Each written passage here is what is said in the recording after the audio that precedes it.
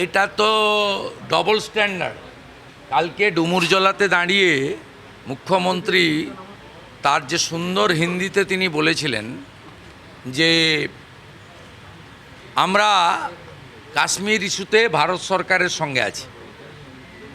তার মুখ্যমন্ত্রী বলছেন তিনি মালিক, তৃণমূল কোনো পার্টি নয়, কোম্পানি। সেই কোম্পানির চেয়ারম্যান কালকে বলছেন ভারত সরকারের সঙ্গে আছি, আর ওই কোম্পানির কর্মচারীরা আজকে সোশ্যাল মিডিয়ায় প্রশ্ন তুলছে এটা তো পাকিস্তানের হাত শক্তিশালী করা হচ্ছে।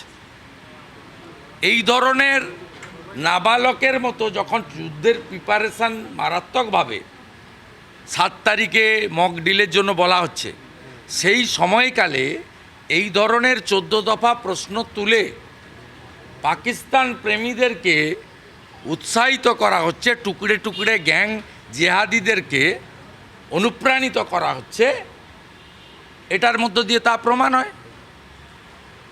এই সময় বর্ণ ধর্ম দলমত নির্বিশেষে সকলেই উচিত দেশের সরকার এবং দেশের আর্মির পাশে দাঁড়ানো।